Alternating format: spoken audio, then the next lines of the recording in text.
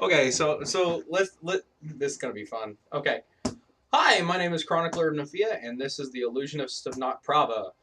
We're here because, well, we got nothing else to do, and we're self-righteous nerds. Bam. Well, no, I don't know if self-righteous would be the correct term. Self-righteous. Anyways, so let me answer your question. Chronological order of Nephia. Um,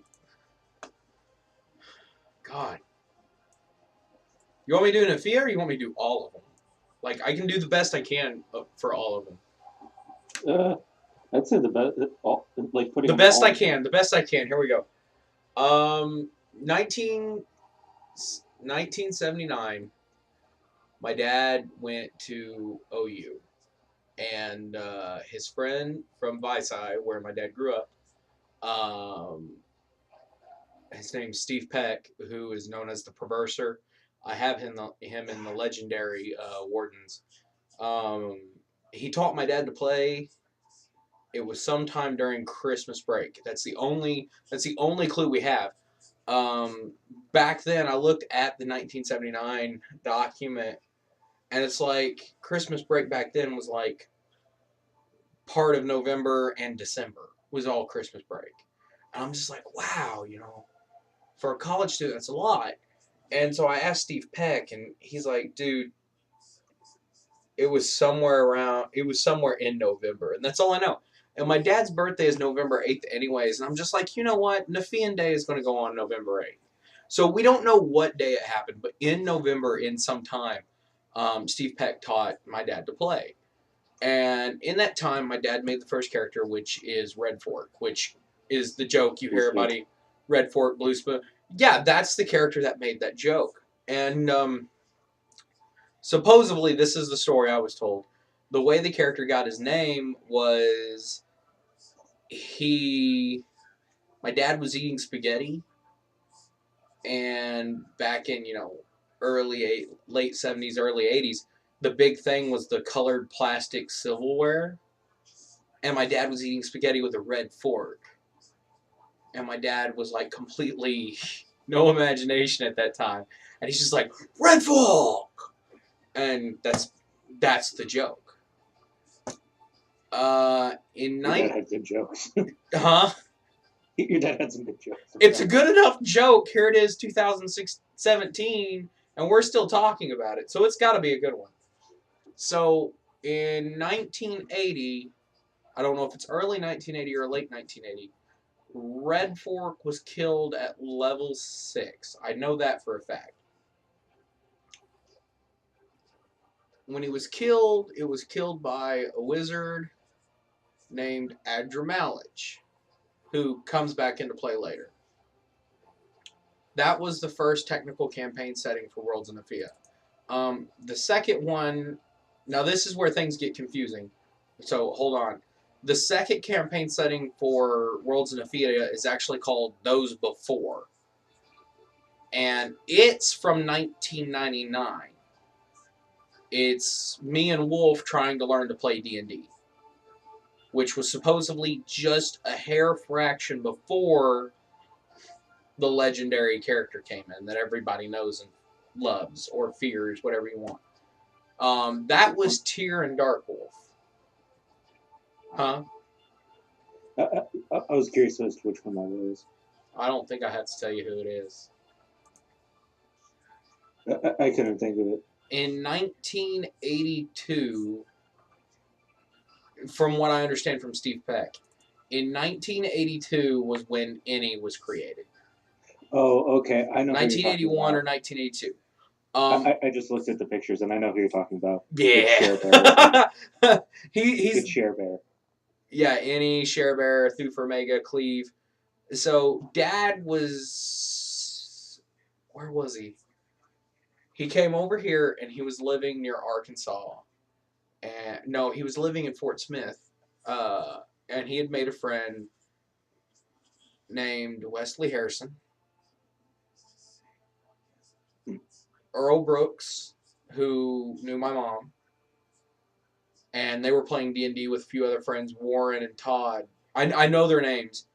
Mom and Dalita played, and there was 6 of them that played. It was Wesley, Nolan, Sherry, Dalita, Warren, Todd, and Ronnie. That's the 7 that played. Those are the 7 that most people would refer to as the legendary wardens. Though only 5 are categorized for a reason.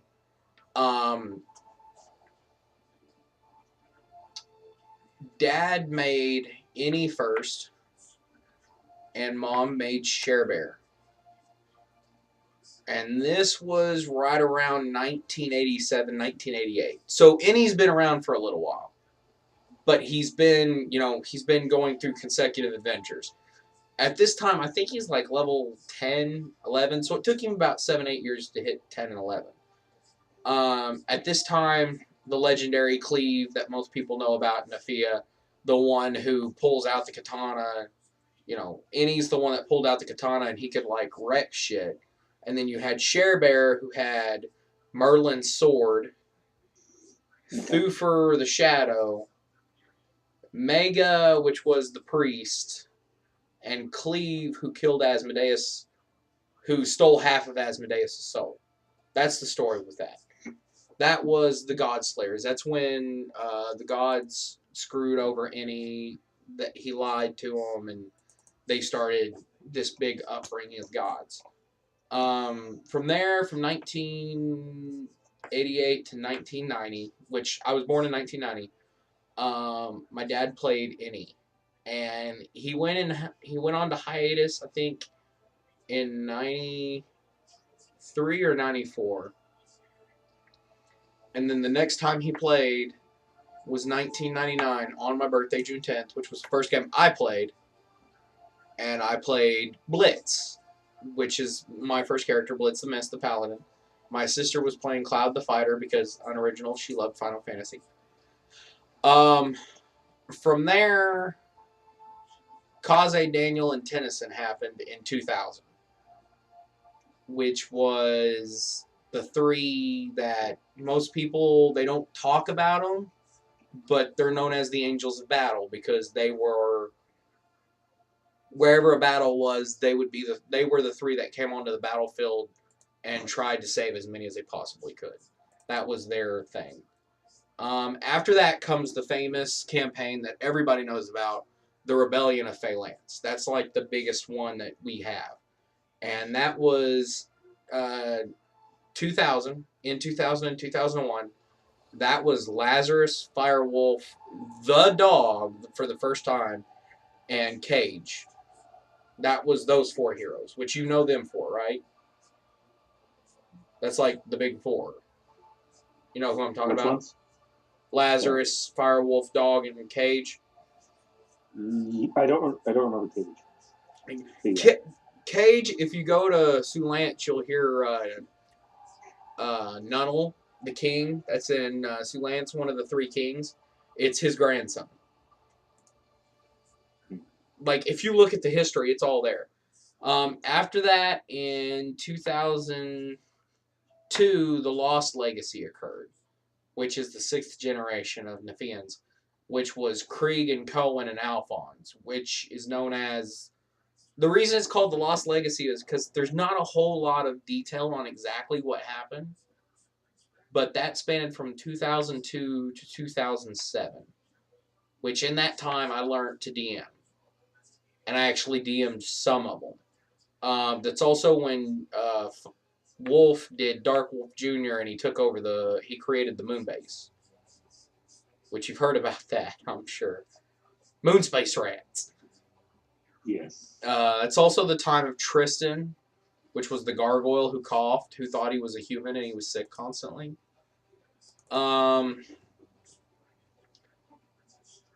2007, 8, 9, and 10 was the Rebellion of Scarlet Moon, which is where some of Nephia's greatest strategists came from. Artemis and Caden being the 2 big ones. Caden died much later during the World Slayer campaign, actually. So that was then. Now here's where the really screwed up part comes. So this is when I started running full time. 2011. Yeah, 2010, Northeastern State University at Nerdtown Emporium. I did the Return to Phalanx campaign, which was Oscar, Kara Vanguard Phalanx, Kane, Kylan, Silos Tempest, Dark Sky. Some great characters came out of that one. And then you just completely like forget about two of them. What two did I forget? Arizamir and Elizabeth. Elizabeth and Aramir. Dude, that's not even all of them. There's like a whole 30 of them that's missing. Because our documentations got wiped out at that time. It was after this that the documentations got wiped out. But it was like, I remember Lurtz, who was the gnome that kept dying. There was Zeke Nunnell, who's Cage's great-grandson.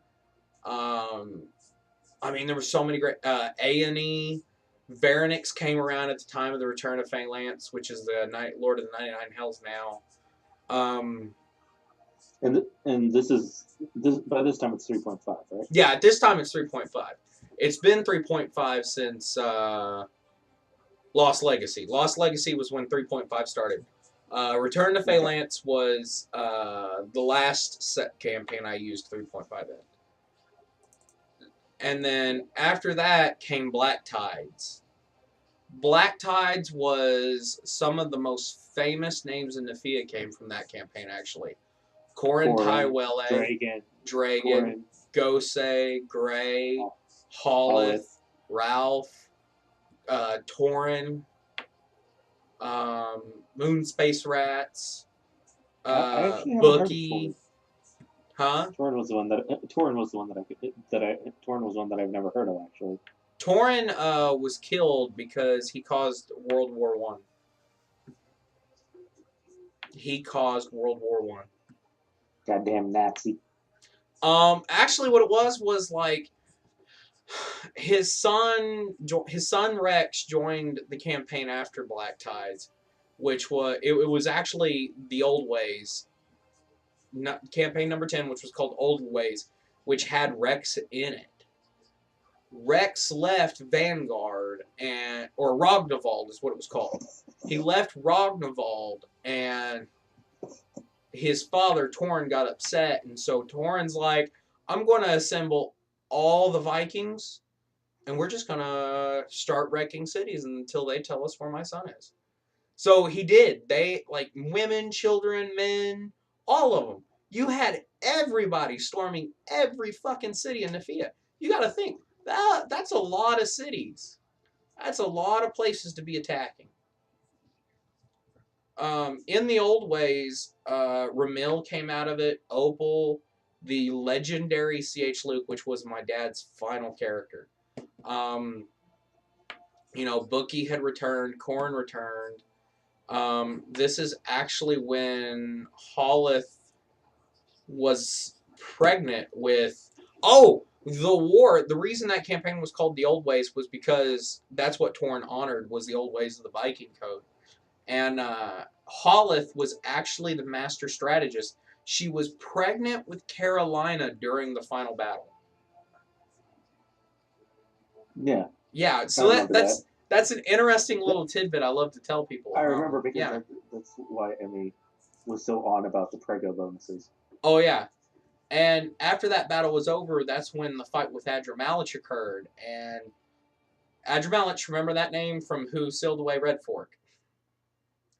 That whole situation came back, and the heroes fought Adramalich, who had become a god, and they wind up beating him. Well, the cleric Link was supposed to ascend, and instead, at the last minute, turned godhood away and let someone else take it. That's how Yellow became a god. Corrin's sister. After the Old Ways, the New Age campaign came next, which features some of the characters you probably know by heart. Carolina, Curie, Laurel, Leonard, Mars Neos, Baron Nasher, Cupcake. I think Tempo and Cupcake debuted after this. I'm trying to remember. Anyways, these are the people, like, 3 big names right there came right off the bat. Laurel, Curie, and Carolina. Those were like the big 3. At this time, it is 2012. 2012 when this one started. So in a span, I was running campaigns like crazy back to back. And I remember making Laurel with my dad in early 2012. We sat in this room, actually, that I'm sitting in now. It used to be my bedroom. We sat in here with a big old dry erase board up on the wall, and we were writing down what we wanted him to be. We built him from the ground up. At this time, who? Laurel. Oh, yeah. At this time, we're using Pathfinder since Old Ways. Old Ways is where Pathfinder took over. After that came Fall of Alexandria, where some more big names came in. Nell, everybody knows who Nell is, Defender of Garrison. Some of the lesser names, Losaurus, Lion, Kylan, Cranel, Augustus the Justice, Gutnoff, Donovan, Shiko Wolf. Casey Omens. Huh? Casey Omens. Casey Omens. That's the big name. That's the mechanic that everybody knows. And Amaya, Yukimura, and Bander were 3 big names that came out of that campaign. That was a very interesting campaign. I was still in Pathfinder at the time. I think that's also where Max the Mad came from, which was the first gunner in Nephia. After that... I thought that was C.H. Luke. Well, C.H. Luke was the first gunslinger, but the first big gunner was Max the Mad. C.H. Luke could build 6-shooters, and that was about 6-shooters and rifles. Max the Mad took it above and beyond. He started making, rocket launchers, bigger style cannons.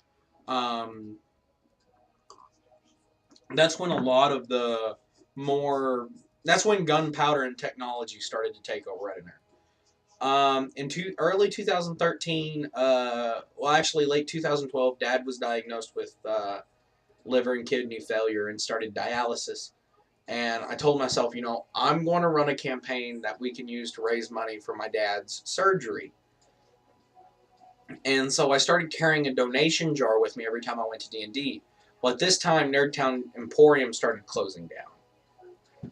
And I told myself, you know what? I'm not going to quit. I'm going to stay in here. I'm going to keep playing D&D because I love talking to my dad about it. I love doing stuff. At the same time as this is going on, what I'm fixing to explain, I was playing Baldur's Gate with my dad. Legacy of the Godslayers, which is the biggest campaign I ever ran. It involved a total of 87 different characters. So it was the biggest campaign I ever ran. There's so many missing from... So many, like, you have no clue. But you got to think it also involved campaigns behind it as well. So it had, like, Fall of Alexandria, New Age, Old Ways, all the way back to, like, I think Return of... No, there was one character from Rebellion of Scarlet Moon in this campaign. And it was so beautiful as the story went on because it started out with Innie was in trouble. He was sick. And that was literally the premise, was my dad was my hero. Innie was his character. That was the one that everybody knew you didn't screw with. And he was sick. He was dying. And all the other heroes of Nephia were coming to try to quell him and help him and save him.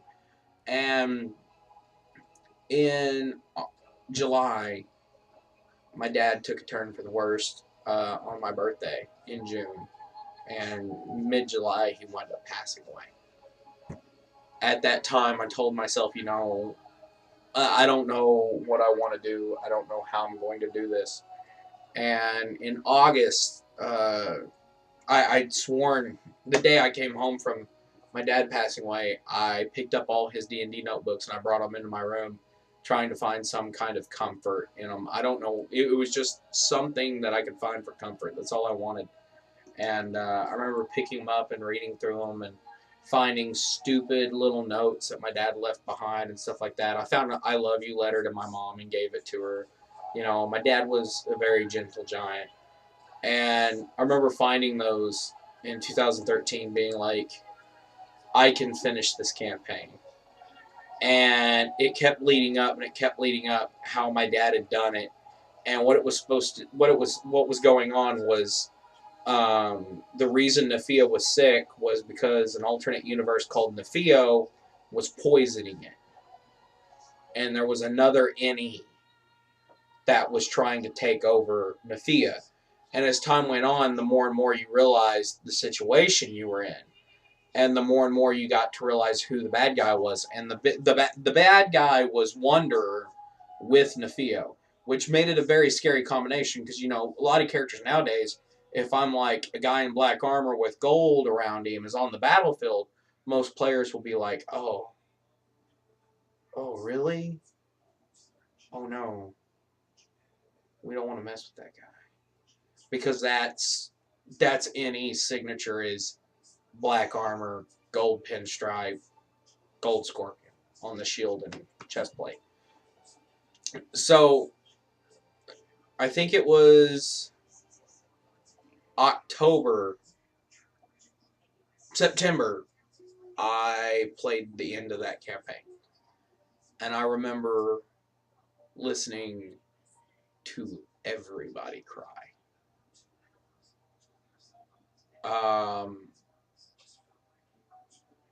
It was such an emotional ending because by the end of it, we dropped from 87 characters down to 5, made it to the final fight.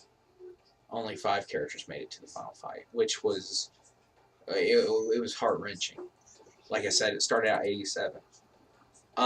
When that campaign was over, I didn't know if I could return back, but there was characters already in play for the next generation. I was like, I don't know if I wanna step into this. And in November, I signed up for Your Knock Prava game. And I was like, the first one, and I was like, who do I send? Now remember, Riken at this time hasn't even been thought of. He wasn't even thought in my mind. And so I was looking at, you know, Laurel's kids, and I saw Laura, Aaron, and Orwin, and I was like, man, which one do I send? And I was looking at the 3, and we were rolling. I remember rolling with Rod what each one had. And Alara was born with no eyes. Aaron was born with muscular dystrophy and all kinds of, like, she's not good. Asthma, muscular dystrophy, and pulmonary artery hypertension. And then Orwin is perfectly fine. And originally I was like, oh, you know, I'm going to play Orwin. Now I want you to think of everything I've ever done in your campaign and think if I didn't have that character, though. Yeah, I know. And I'm like my first thought when you were saying who would I send, I'm like, God, that game would be so different if you sent in someone as boring as Orwin. It would have been so much different. And what happened was, I mean, hell, you couldn't have had that raging moment of love. No, it would have never occurred.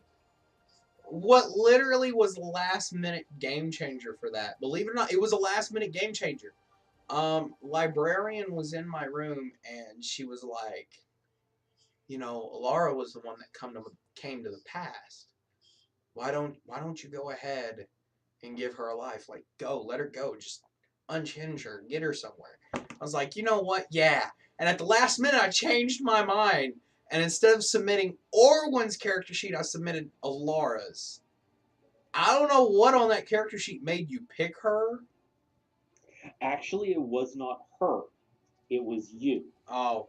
Because keep in mind, this was my first game that I was ever running, and it was the first game I ever ran, and the second game I've ever been in at all. So I'm like, you're a veteran. This way I can bounce some things off you to make sure I'm getting these rules right, and that way you can also help some of the other players build their sheets, which is what you did with Not and what's his face. Oh yeah, I helped build Not Batman. Yeah, Not Batman. I helped build Melody. I helped build No, Izalis no. too. I think you didn't, but I know you helped those two like specifically I build remember their ship helping because of your Not. move. I helped Aaron, I think it was. and I helped her. I helped DNA fix Izalis because she was originally going to come in with a different character named Cora. So that makes me laugh because, like, if you think about it, she was going to come in with a different character, and I was originally going to come in with a different character. It was both last minute ideas to change the characters. So, I mean, I questioned her one night. I was like, what would have happened if we didn't bring in those two characters? And she's like, I don't know. I don't want to think about it. Those two were so amazing, you know. I remember that occurring. And then I was playing that in 2013, but Nephia had to move on. And in 2014, I started. Oh, I didn't start that one. Rogue spearheaded the Next World campaign, which was called the Reformation of Garrison, which is known as the Garrison Civil War. Um, oh my God, that was such an amazing campaign too. Some of the biggest names that had connections with Garrison came out of the woodworks. That's where Tempo came in. That's where Tempo is a famous, like, if you hear Tempo, what's the first three things that come to your mind? You know, I've honestly never met Tempo. I've never had any. I haven't heard very many stories of him. he's a badass who crawled through the 34th level of hell by himself. And, like, it's just, the character itself is just so defiant because he's wearing heavy plate mail and he's a monk. He's a walking no-no of classes that works. He's a fighter monk that wears plate mail, and he doesn't use his monk abilities except for if you disarm him, and then he'll fucking punch you, And it'll hurt like a bitch. and it'll hurt like a bitch. And that was so big. And at that same time, the Immortal Elium came through, which was Alara's cousin. Alara's second soul, which was Nier, came through. The Diplomats of Garrison, Rush, and Tyrone was made. Which I think you skipped one because in here there's someone before the Reformation of Garrison. Did I skip one? Because that would be the kids. Yeah, I already talked about Alara and them. That was not Okay. a full campaign. That was actually what was called a Golden Age. World Slayer time was the Golden Age, believe it or not. There wasn't any real situations at that time. Uh-oh. I love you. Give me just a minute. So, you know, Reformation was the Civil War of Garrison. The World Slayers was actually a moment of peace. Let me turn on my deal here so I have somebody that's listening to me. Hello. Hello. Yeah, I'm still recording. So I'm still recording. Hello. Hello. So she said you're on. You know you're getting put on YouTube, right? No. They can see your picture and everything. People say hello, so I said hello. It's Illusionist. So, anyways, it's Justin. It's Illusionist. So after the Garrison Civil War, you got to think Garrison Civil War spanned most of 2014, Okay. which was a long time. After that came Broken Fates, which is where was your first game playing in Nephia as Rashak. This was 2015, wasn't it? 14 and 15? I believe so because I know it was a little ways. I think it was after when we ended ours. So yeah. I think it was either tail end of 2014 or the beginning of 2015. So that's where you had people like Dantalia, Captain Gibba Hawkins, which has now become a huge inspiration in Nephia. Grayson, when you stare into the abyss stares at you. I know this sounds bad, but it's like Whenever I rethink of that campaign, I sometimes forget about Grayson. I have never forgot about Grayson. Because Grayson, but I think this is because he stood at a very middle ground. he Because did. me and him only played a few games with each other because I took a long hiatus, and that was the time where he played. And then when I finally got back in, there was like a few games where me and him played, and then he had to go. Yeah. Which is why he stood at a very middle ground. Is I couldn't remember everything. However, there is stuff where it's like I remember when I go back and see the pictures, I'm like, oh yeah, I remember these. But there's only 4 characters I remember. I remember distinctly. Titania, Naomi, Staz, Rashak. No, not Staz. You don't remember Staz? No, I remember Staz. He's not the one that always immediately comes to my head. What's the first 4 that always comes to your head? Rashak, of course, Titania, Naomi, and Dantalia. See, every time I think of that campaign, the first 2 characters that come to mind, well, the first 3 that come to my mind are Rashak, Eric's, and... Eric's wasn't in our game. Yeah, I know, but the campaigns ran parallel. Yeah, if I were to remember that, then yes, Eric's. Jamrel. The one that I really wish I could play more games with was Kazal. Kazal was a great character. The player, I wished. Oh, yeah. He was amazing. He was good. Don't get me wrong. He was good. He just didn't have time. Didn't show up a lot. Man, if he could have just made time, the character could have been glorious. Because I remember, I believe I only played 2 games with him. No, 1. I've only played 1. I sat in with a game with him, and I played 1 game with him. And that 1 game was fucking amazing. I do have to say, Broken Fates has 2 of the most memorable NPCs I'll ever have, though. Okay. Tsunami, who Eric's character, Arkin fell in love with. Uh-huh. And Brewspoon.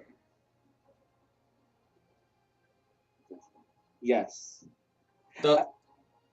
And Captain Gibba Hawking, so 3. Yeah. All I remember about Brewspoon was like, Rashak was a dick to him the first time. And he was so nice back. He was just like, it's okay. I forgive you. No, because it was at this point where it's like, he was a really dick because obviously there was only one person that Rashak really connected to in that group, and that was Titania. Which I found fucking hilarious because it's like the fucking rogue, thief, assassin, like everyone was. I don't think he even stole one thing in that entire campaign. No, Arkin stole more than you did, and he only stole a rug. Yeah, but he didn't steal, and everyone's like, "Oh, well, you're the thief." I didn't fucking steal anything. Oh yeah, but probably the most memorable moment from that campaign. You want to know what it is? What? The piano quartet in the street of Garrison. It was Naomi, Jamrel, me, and shit. We just talked about his ass. Ralph. Ralph, yeah.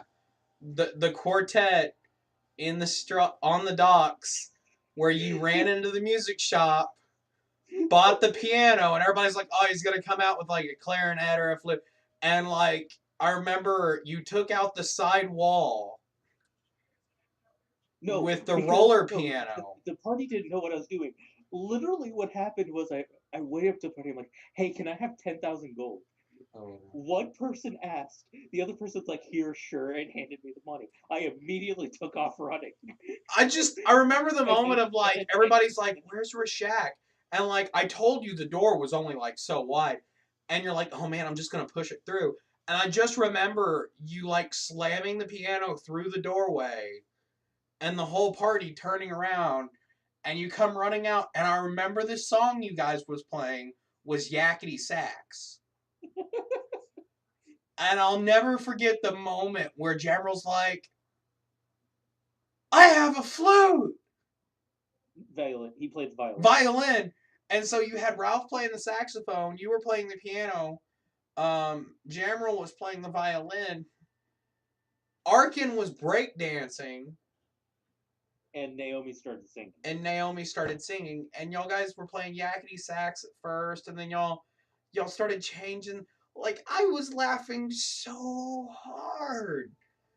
Oh my goodness. And that was probably, memory-wise, the most memorable moments. But I believe it was far enough away that they didn't notice until they heard a as the as I was bringing the piano down the hill. I just remember that. And the best thing ever was the fact that it's like, I always wonder what you do. The one part that I really remembered most was the fact that we had to get back, and I found out that the fly spell could be put on an object. And you casted it on the piano. I remember that. I cast it on the piano, and they're just flying along on this like meteorite thing, and I'm just following along behind them and playing the piano as we go. Yeah. And then after that was was when Librarian played the half campaign, Rebirth of the Dragon Riders. Yeah. That was a very short campaign, but I think that was when they reestablished the Dragon Riders in Sulance. After that was Sins of the Fallen, which was an amazing campaign. I'm sad it didn't completely finish, but that had some of the best characters coming up. That's when, So that's kind of, that has happened quite a few times, because I mean, I remember also one of the other games hasn't completely finished in what is it?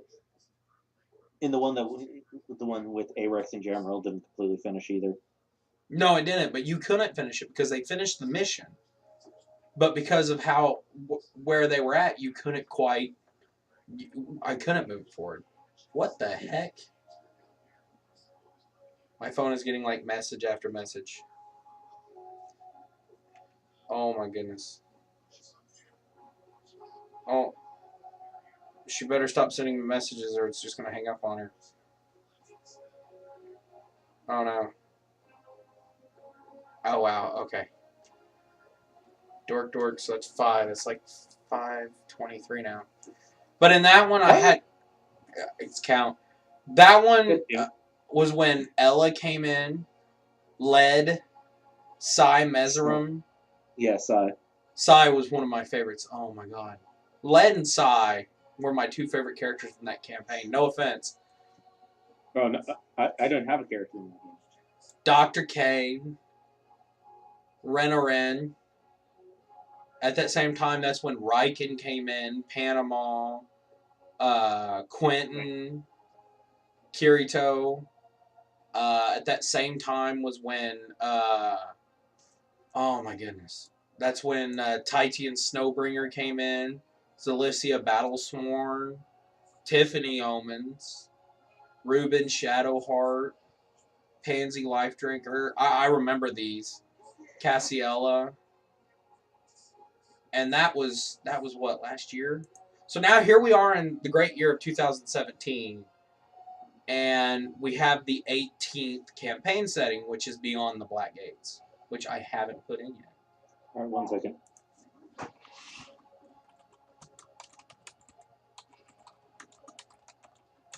I love you, buddy. So there was so much going on at that time because, like, between 17 and 18, there's a lot. Oh, no. I don't have her tag up. And I can't hear anything you guys are saying. You are on mute. You're on mute. I can't hear you. Is this better? Yes. What were we talking about? But Sins of the Fallen technically is still going on. But the campaign setting of breaking off the Empire from the rest of the world was achieved. So, I mean, Obsessio Valet did its job. And now with us moving on to Beyond the Black Gate, it's going to be highly interesting because Beyond the Black Gate is exploring a concept I haven't really touched with Nephia before. So we'll actually see where that goes in time. But yeah, no. the timeline for Nephia from real life to game time, it's very complicated, but once you figure it out, it's very sad. No, I'm gonna say right now that you never figure out the timeline. No, it never happened in real life versus when the campaign was ran. Yeah, I know. That's what we were talking about. You will never. We're not talking about the world's timeline. We're talking about when it was done in real life versus to when it was ran. Matter. Like, you're not even listening to me. No, Justin said that's what we're doing tonight. I'm like, the timelines of Nephia are so freaking inconsistent. But you're not. What we were talking about was when it occurred in real time versus to when the campaign occurred. That's what we were talking about. Okay, like order. Yeah. Okay. And then I think in 2012 we built Cassidus, which was the world that kills people. 2014 was when Kahalis was launched. Not Prava was launched in 2013, which is what Justin launched. We launched in 2013. He launched in 2013. November 30th. Embrix was launched in 2014. What the fuck is Embrix? No cussing, please. This is going online. Since when do we not cuss? We don't cuss online. Embrix. That is not true. In our last Warden video, like every other word was F this, F Embrix, that, F you. Embrix is a 5th edition world that is walled in. And it's got a prophecy gate in it, but the world itself outside the walls is highly dangerous. Kahalis was built in 2014. Cassidus was built in 2013 before my dad passed away. Crixus was built in 2012. Well, we didn't start playing it till 2015. No, we started playing Crixus in 2013 because my dad wanted to play 1st edition. Loftland, which was built by Ryder, was made in 2016, late 2016. Nephia was technically built in 1979. Obsidia Hub was refounded. It was not created. It was refounded. Wait, Obsidia Hub is technically a world? Yes, it is. It is a central hub world. Like, it's been around, like, I don't know when the notes were written for it, but it was put into play in 2015. And then Patent was made in 2016.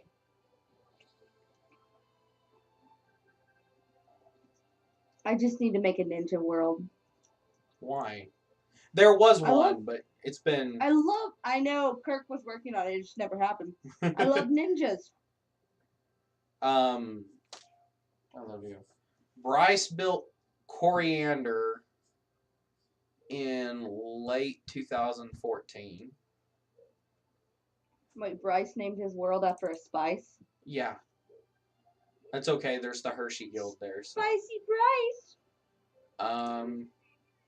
What spice was it named after? Coriander. Butterfingers. Did you just say butter nipples? Butterfingers! Not butter nipples. Jeez. Get your head out of the gutter. I'm not in the gutter. I'm talking about Nephia, which is actually relevant. Ben's Ring World has been in production since 2012, and it's not technically finished. I have all the notes for it. Eating a tree. Yeah. Just let her do it. Let her die. She probably thinks it's grass. You two are terrible. Yeah, she's pretty dumb. But I think that's all. I think that's Persephone. I never put down on paper, but I handed it off to another DM who still has it. All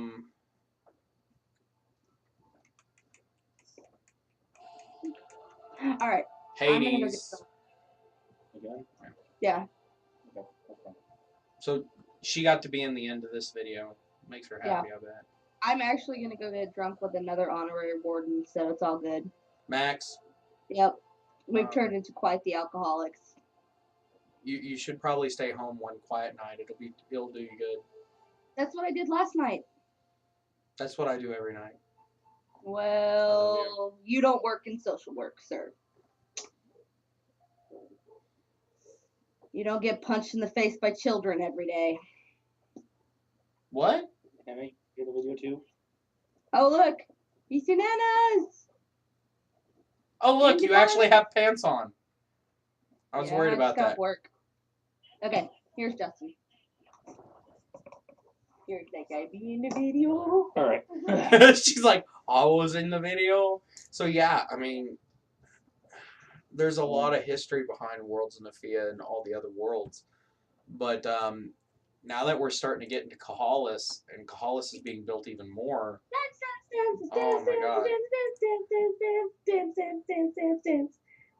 Why are you...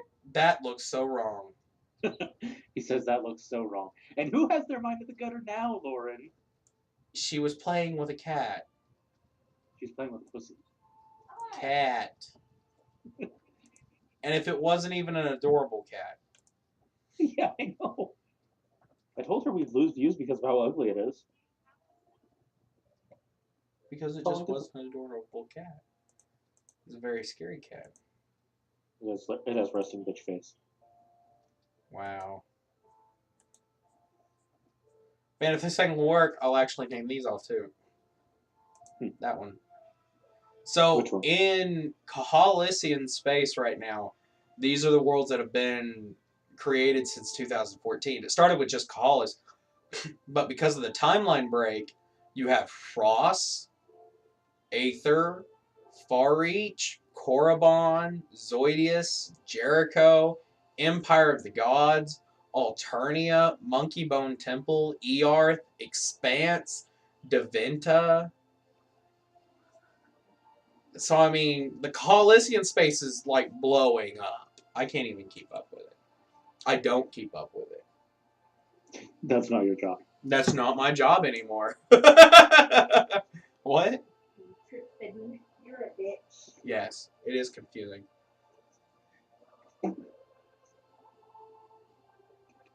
Two Steps from Hell playing American music? What was that? What? I don't know, but it sounds like Two Steps from Hell, our background music's playing American music. I don't know. Yeah, we can't have this like real world music stuff. It's Men of Honor. It is American music. Woo! I got it right.